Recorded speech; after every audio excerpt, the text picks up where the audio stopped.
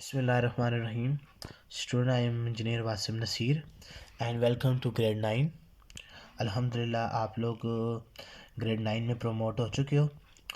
Grade 8 में आपने third chapter तक फिज़िक्स पढ़ा था और कुछ फोर्थ का पार्ट भी पढ़ा था। आज हम सबसे पहला वीडियो लेक्चर फोर्थ चैप्टर के टॉपिक है इक्विलिब्रियम, उस पर स्टार्ट करेंगे। तो hope so you will enjoy that topic. सबसे पहले अभी हमने पढ़ना चाहिए इक्विलिब्रियम के बारे में कि इक्विलिब्रियम किसे कहते हैं।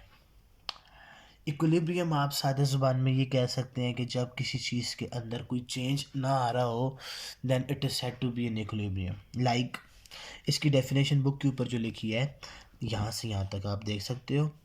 The state of a body in which under the action of several forces acting together but there is no change in translatory or as well as rotatory motion, it is called equilibrium.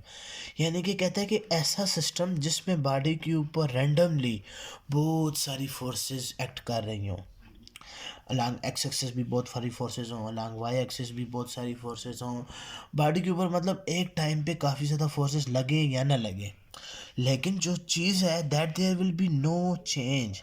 लेकिन object के अंदर change यानी कि तब्दीली ना होने मार, किस वजह में तो तब्दीली ना होने मार रही हो, उसकी स्टेट ऑफ रेस्ट में भी, उसकी स्टेट ऑफ मोशन में भी। और मोशन में दो बातें उसने बयान की हैं।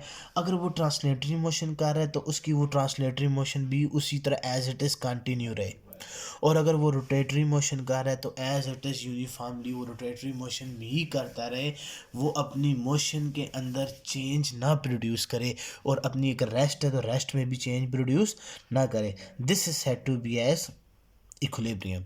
तो हम कह सकते हैं equilibrium is the state of object in which under the action of several forces there will be no change in state of rest और यूनिफॉर्म मोशन।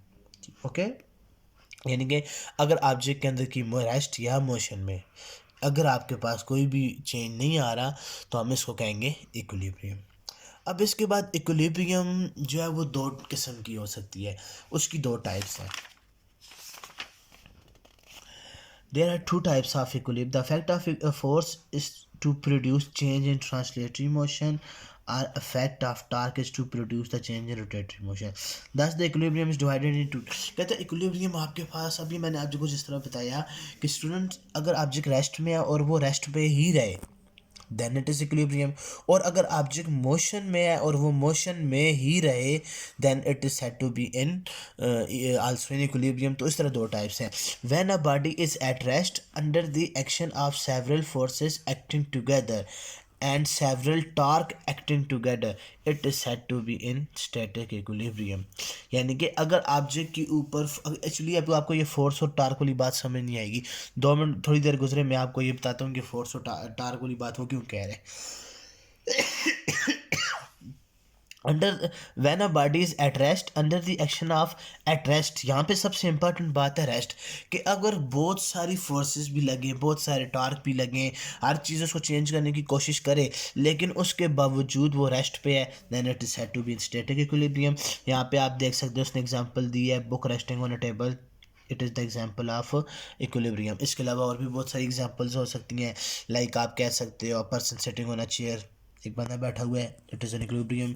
आपका घर के अंदर लेट्स सपोज कोई भी चीज़ मेज पे पड़ी है, कोई बेड है, कोई चेयर है, कोई भी चीज़ है, वो रेस्ट पे है then it is will be, जब तक वो रेस्ट पे रहेगी तब तक हम कहेंगे इट इज़ एन इक्विलिब्रियम। अब दूसरी टाइप की तरफ जाते हैं, डायनामिक इक्विलिब्रियम। दूसरी टाइप है dynamic equilibrium when a body is moving with uniform velocity. यहाँ पे सबसे इंपॉर्टेंट बात क्या है, uniform velocity under the action of several forces acting together it is said to be an dynamic equilibrium. आया कि इस मोशन में ही मौजूद है, वो मूव भी कर रही है, लेकिन उसके बावजूद हम उसको कह रहे हैं इक्विलिब्रियम। क्यों? क्योंकि उसकी यूनिफॉर्म मोशन है, चेंज नहीं है। अभी डेफिनेशन में ये बात डिस्कस की है कि अगर चेंज नहीं है दैट इज इक्विलिब्रियम। तो अगर मोशन में चेंज नहीं हो रहा, यूनिफॉर्मली मुसलसल उसी वेलोसिटी के साथ वो मूव करी जा रहा है then it is said to be an equilibrium. इसकी एग्जांपल जो हमारे पास सबसे बेस्ट एग्जांपल है अर्थ। अर्थ एक यूनिफॉर्म वेलोसिटी के साथ सन के इर्द गिर्द रिवॉल्व कर रही है, it's mean that it is moving with the uniform velocity, that's why it is in equilibrium. इसी तरह अगर आपके पास घड़ी है घड़ी के अंदर आप सुइयाँ देखिए यूनिफॉर्म वेलोसिटी के साथ हर 60 सेकंड के बाद सेकंड वाली सुई एक चक्कर कंप्लीट करती है, इसका मतलब है इसकी यूनिफॉर्म वेलोसिटी यूनिफॉर्म है, that why it is in equilibrium. इसी तरह हम इक्विलिब्रियम को दो टाइप्स में डिवाइड, अब हमने उधर डेफिनेशन में पढ़ा there is no change in translatory और रोटेटरी मोशन, तो हम इन चीज़ों को डायनामिक इक्विलिब्रियम को फर्दर टू टाइप्स में डिवाइड कर सकते हैं, आप यहाँ पे देख सकते हो। एक है डायनामिक्स ट्रांसलेटरी इक्विलिब्रियम, एक है डायनामिक रोटेशनल इक्विलिब्रियम। डेफिनेशन आप पढ़ सकते हैं, मैं आपको सिंपली बात समझा देता हूँ। अगर ऑब्जेक्ट स्ट्रेट पाथ में ट्रांसलेटरी मोशन कर रही है और यूनिफॉर्म वेलोसिटी के साथ जा रही है, then it is said to be एक डायनामिक ट्रांसलेटरी इक्विलिब्रियम, ठीक है। इसका मतलब है कि अगर मैं इसकी एग्जांपल आप ऐसे ले सकते हैं, एक कार किसी रोड के ऊपर यूनिफॉर्म मोशन के साथ मूव कर रही है स्ट्रेट पाथ पे, then it is translatory dynamic equilibrium. और डायनामिक रोटेशनल इक्विलिब्रियम भी हो सकती है अगर कोई object rotatory motion circular path में यूनिफॉर्म वेलोसिटी के साथ है, जिससे हम कह सकते हैं uniform circular motion, then it is said to be as dynamic rotational equilibrium, जिस तरह मैंने आपको अर्थ की एग्जांपल दी है या आपके पास किसी सीडी रोम में पड़ी हुई सीडी, ठीक है। तो ये तो होगी दो टाइप्स, ठीक है। अभी तक हमने डिस्कस किया व्हाट इज इक्विलिब्रियम, और उसके बाद हमने डिस्कस किया है कि इक्विलिब्रियम की कौन सी दो टाइप्स हैं, क्योंकि इक्विलिब्रियम की डेफिनेशन में दो बातों का जिक्र था, रेस्ट और यूनिफॉर्म मोशन का, तो स्टैटिक और डायनामिक इक्विलिब्रियम। और मोशन में भी दो टाइप्स का बातों का जिक्र था, ट्रांसलेटरी और रोटेटरी, इस तरह डायनामिक के भी दो टाइप्स हो गई थी, ठीक है। अभी हम डिस्कस करते हैं कि वो कौन सी दो कंडीशंस हैं जिसके अंदर ऑब्जेक्ट, मतलब कि वो कौन सी दो कंडीशन है कि हम उस ऑब्जेक्ट को इक्विलिब्रियम में रख सकते हैं। तो अगला जो हमारा टॉपिक है, describe the conditions of equilibrium. Equilibrium में रखने के लिए कौन सी दो चीज़ों का होना बहुत सारी ज़रूरी है। पिछले डेफिनेशन में आपने पढ़ा था कि किसी भी ऑब्जेक्ट को स्टेट ऑफ रेस्ट में रखने के लिए या रेस्ट से चेंज करने के लिए हमें फोर्स चाहिए होती है, उसकी ट्रांसलेटरी मोशन को चेंज करने के लिए, और उसकी रोटेटरी मोशन को चेंज करने के लिए हमें टार्क चाहिए। टार्क के बारे में भी आप इससे पहले पढ़ चुके हो, फोर्स के बारे में भी इससे पहले पढ़ चुके हो। तो पहली कंडीशन ये है, when the vector sum of all forces acting on a body is zero, then the first condition is satisfy.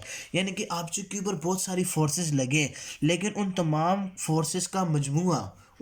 Forces का मजमुआ आपके पास जो है वो आप कह सकते हो कि अगर वो आपके पास ज़ीरो है, then it is said to be first condition of equilibrium will be satisfies. मैं आपको उसको छोटी सी एग्जांपल से डिस्क्राइब करता हूँ कि कैसे ऑब्जेक्ट के ऊपर फोर्सेस का सम ज़ीरो हो सकता है। लेट्स सपोज ये आपके पास एक ब्लॉक है जो किसी भी सरफेस के ऊपर पड़ा हुआ है, ठीक है। अगर ये रेस्ट पे है, इसके ऊपर आपको नज़र आ रहा है कि फोर्सेस नहीं लग रही, लेकिन हकीकत पे इस पे फोर्सेस लग रही हैं, लेकिन उन फोर्सेस का वेक्टर सम जीरो है, that why we say it is in static equilibrium और it is in equilibrium. First of all एक फोर्स इसके ऊपर लग रही है विच इज़ वेट। कौन सी फोर्स है इसके ऊपर? वेट फोर्स लग रही है जो कि वर्टिकली डाउनवर्ड है।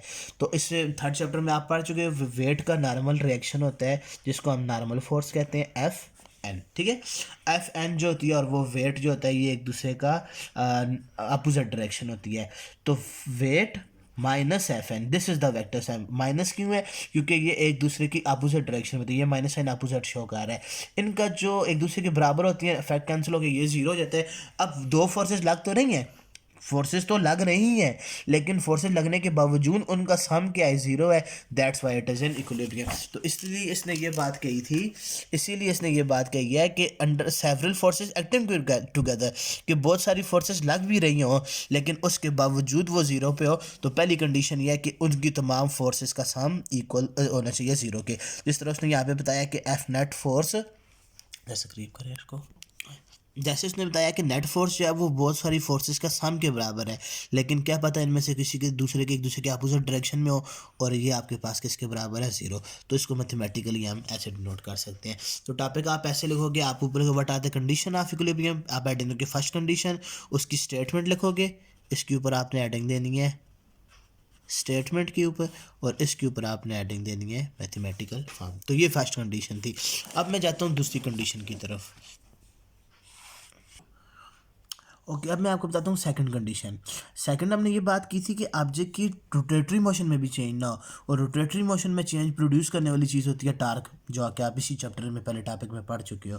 तो दूसरी कंडीशन है when the vector sum of all torque acting on a body is zero then the second condition will be satisfied. तो ये आपके पास होगी इसकी स्टेटमेंट कि भाई सेकंड कंडीशन ये है कि इक्विलिब्रियम में रखने के लिए ऑब्जेक्ट के जितने भी टार्क उसके ऊपर लग रहे हैं, टार्क का मतलब कितने लग रहे हैं इसमें आपको बताता हूँ। कुछ टार्क ऐसे होते हैं जो ऑब्जेक्ट को क्लॉकवाइज घुमा रहे होते हैं, कुछ टार्क ऐसे होते हैं जो ऑब्जेक्ट को एंटी क्लॉकवाइज घुमा रहे होते हैं। तो इस कंडीशन के मुताबिक उन तमाम का सम क्या होना चाहिए, ज़ीरो। ये इसके मैथमेटिकल फॉर्म है कि torque net torque it is equal to the sum of torque, it is equal to sum of torque T1 T2 T3 Tn, लेकिन इन सब का सम क्या होना चाहिए, ज़ीरो। तो उसने, और इसको हम ऐसे भी डिस्क्राइब कर सकते हैं कि sum of clockwise torque it must be equal to sum of anti clockwise torque, कि वो तमाम टार्क जो ऑब्जेक्ट को क्लॉकवाइज में घुमा रहे हैं और वो तमाम टार्क जो ऑब्जेक्ट को एंटी क्लॉकवाइज घुमा रहे हैं, इन दोनों का सम जब इक्वल होगा तो ऑब्जेक्ट के ऊपर नेट टार्क कुछ भी एक्ट नहीं कर रहा होगा और उसकी रोटेशनरी मोशन कांस्टेंट रहेगी, यूनिफॉर्म रहेगी और वो इक्विलिब्रियम में जाएगा। तो स्टूडेंट्स, आज के इस लेक्चर में हमने क्या क्या चीज़ें डिस्कस की मैं जल्दी से आपको बताता हूँ।